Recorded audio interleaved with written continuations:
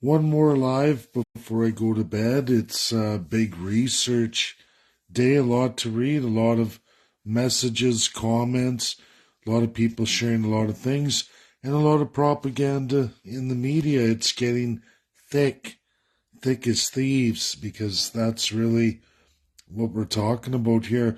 Now, I don't support communism. I've never been a fan of communism. I've never liked any of the Marxist philosophies. I've always been a working man my whole life, and I found that nobody in that side of it can explain how you get labor to accept terms that are unequal. We talk about equality and the promise of a Star Trek fantasy.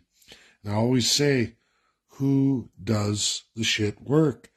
Well, the answer is in communism, Marxism, you have to do forced labor, meaning somebody's forced to do the shit work because you don't pay them to get them to do it. You have to force them.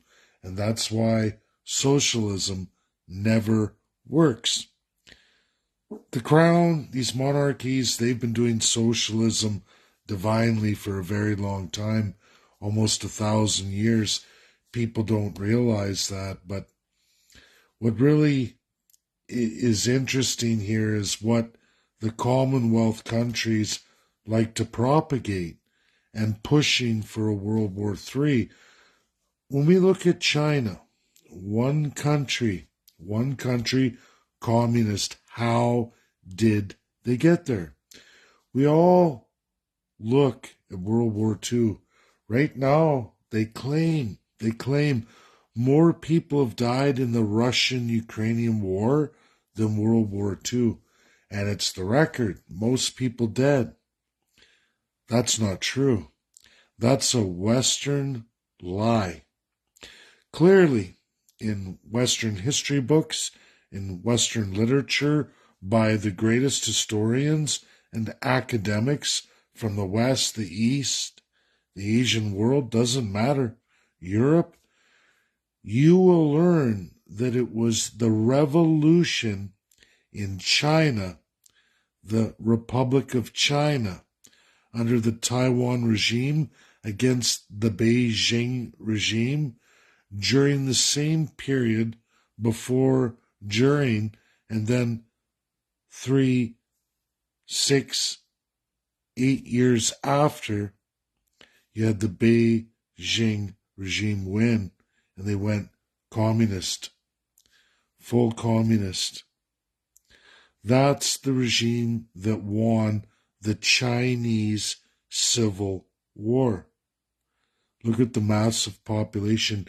Can you imagine what a massive period civil war looked like in China? To put it in perspective, the Japanese invaded China, just like Nazi Germany did all over Europe. In the Asian world, the Axis power Japan, went through the Asian world. We can look at Korea. We can look at Vietnam. We can look at everywhere they went, Philippines and China.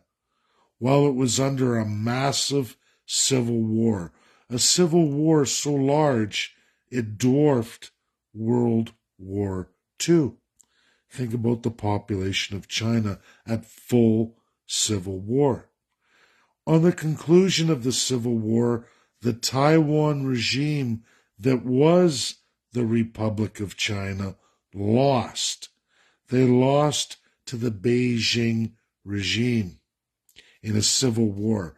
Do you think it would be appropriate to say, well, we should divide the United States in half, North and South? Why doesn't America free all the southern states, let them go, and let them be their own country? Well, the answer is no. They lost the Civil War. Go all over the world. French Revolution, do you say, oh, geez, we should give freedom to those portions of France, and on and on and on. Ukraine is a UN state. Russia allowed them, during the fall of the Soviet Union, to be an independent country on the condition of the Minsk agreements, meaning Ukraine would give all of those Russian obelisks their federalism, meaning they'd have the division of powers just like Canada's provinces have, just like the 50 states of the USA have. Now, people don't seem to understand that Taiwan lost a revolution against the Beijing regime. They were placed in the island of Taiwan as their punishment, their outcast, belonging to China. I guess Commonwealth countries don't seem to want to educate their people that France, UK, Russia, and USA all agreed to give the Beijing regime the UNSC P5 power. In fact, they all voted for it by 1952. It wasn't until 1971 that USA voted for China to be officially recognized, cementing the five again. And why did USA do that? Because China agreed to the Declaration of Human Rights. They agreed to many other terms of trade with the United States of America. That's the truth. That is the absolute truth found in history, bound forever in a day.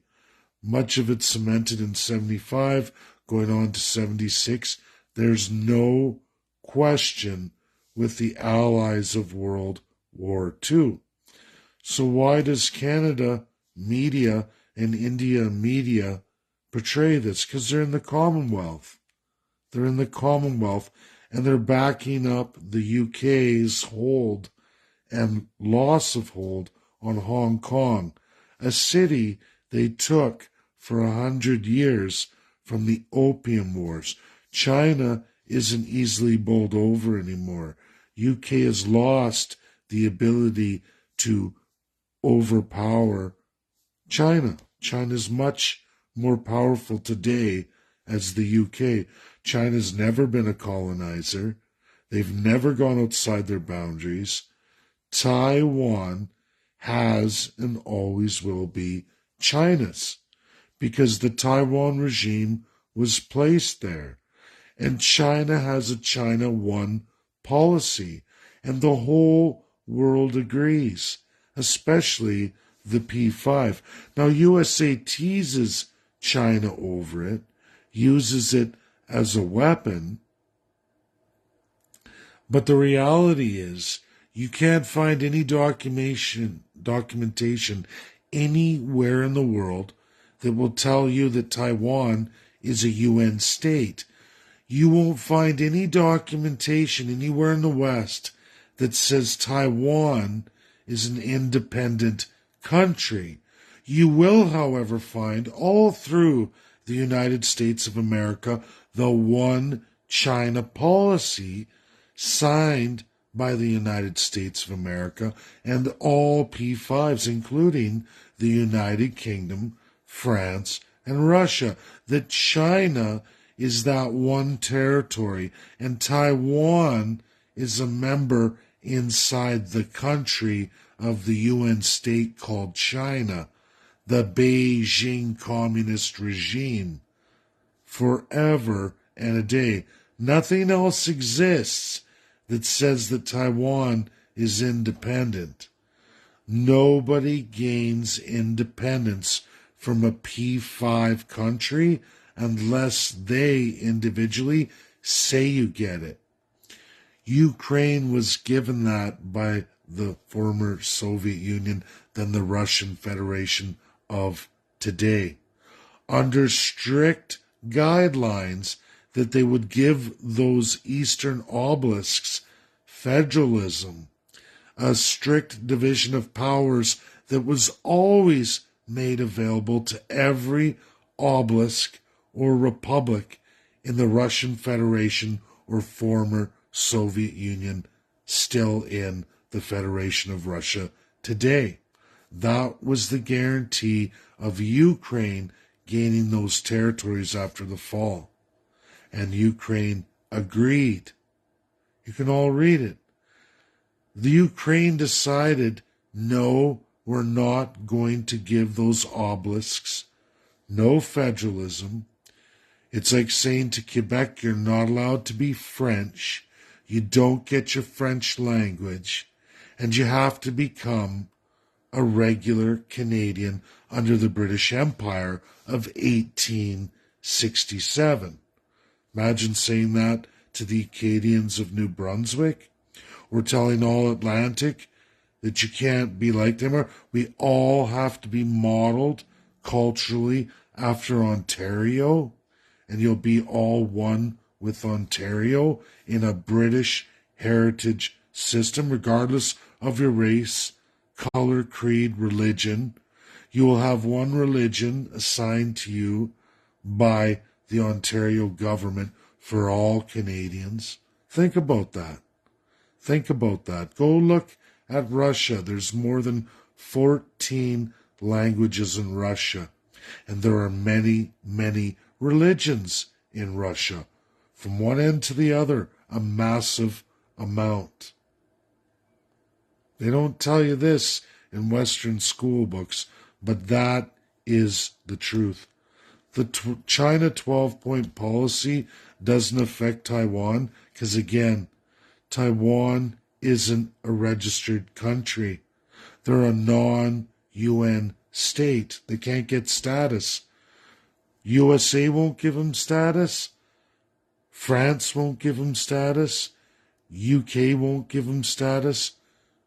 None of the P5 will give them status. Now, USA likes to poke, but what is the law USA signed? And what is the law that UK signed?